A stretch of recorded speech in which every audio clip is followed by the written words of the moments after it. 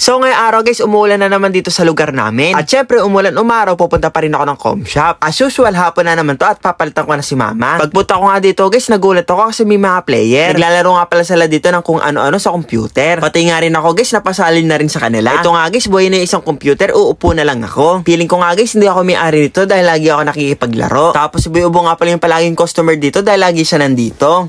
Kaso guys, merong bad news. Kasi guys, yung keyboard nga pala namin dito, natapunan nga pala ng coke. Pinatay ko nga pala kagad yung computer para hindi na mag-static. Kaya ayan, todo punas nga pala kami dito. Nagbabakasakali nga pala kami iligtas. Grabe nga yung isa kong customer guys, todo effort. Akala mo siya yung nakabuhos ng coke. Pero guys, grabe, na-appreciate ko yung effort niya. Hindi talaga may iwasan sa business na magka-problema. Kaya nga pala kami nagbebenta ng soft drinks para kumita yung com shop. Kaso imbis na kumita, nalugi pa. Ganitong keyboard kasi guys ay 500 pesos. Meron na nga rin pala yung kasamang mouse. At ayan guys, pagkatuyo nga pala namin ng keyboard, tinry namin buksan. Akala nga namin guys ay okay na. Kasi mukha namang walang problema. Kaso nung nagtry nga pala kami sa mga numbers, nakita namin yung problema. Kapag kasi pumindot ka, meron ng kasama. Kaya ibig sabihin nun, tatapunin na yung keyboard. Kaya ngayon guys, nabawasan ako ng isang PC. Ginawa ko nga pala lahat ng magagawa ko para lang masurvive tong keyboard. Ilang araw din kasi yung aantayin ko bago ko tumapaltan. Sa Orange Shop lang kasi merong ganitong keyboard. At ayun nga guys, pagkatapos nga pala ng lahat ng ginawa ko, hindi pa rin nagana. Imbis na 10 PC nga pala yung mapapalaroan ko, guys, ay magiging 9 na lang. Kawalan man sa akin, nakakalungkot kaso wala nang magagawa. Hindi ko rin naman masisisi yung customer dahil unang-una, kami yung nagbebenta ng mga pagkain dito. Alam ko naman na mangyayari to pero nag-take risk pa rin ako sa dagdag kita. Malaki namin yung kinikita namin daily sa pagbebenta ng mga biscuit tsaka ng soft drinks. Kasi yung pato nga pala namin sa pagbebenta ay sobrang laki. Yung coke mismo nga pala namin dito guys ay 30 pesos. Kaya doon kami kumukuha ng budget if ever na may masira. Kasi guys, bawal na bawal talaga kumain sa harapan ng computer. At ayun nga guys, nagulat ako dahil kinabukasan nga pala dumating na agad yung order kong keyboard. 2 piraso na nga pala yung binili ko para meron kaming reserve. Para kapag may nangyari ulit na ganito, madali na kami makapagpalit. Natakot pa nga ako guys dahil meron nga pala tong dents. Kaya hinihiling ko na walang sira sa loob. Yung ganitong keyboard nga pala guys, bundle na nga pala to ng keyboard at mouse. Maganda na nga pala yung quality nito guys dahil pang computer shop talaga to. Kahit ilang beses na nga pala itong pinagtutuktok ay nagana pa rin. Yung nakita ko nga pala dent sa labas guys ay yung karton lang. Buti nilang talaga, box lang yung may damage. Kasi kung may nakita akong crack sa keyboard, isa sa uli ko to. Yung brand na binili ko nga pala guys ay A4Tech. Sobrang tagal na nga pala ng brand na to dahil bata pa lang ako. Ito na yung ginagamit namin. Ilang taon na ako, 31 years old na ako. Kaya hindi na ako nagpadalos-dalos, pupunta na ulit ako ng com shop. Gabi na nga pala ito dumating, kaya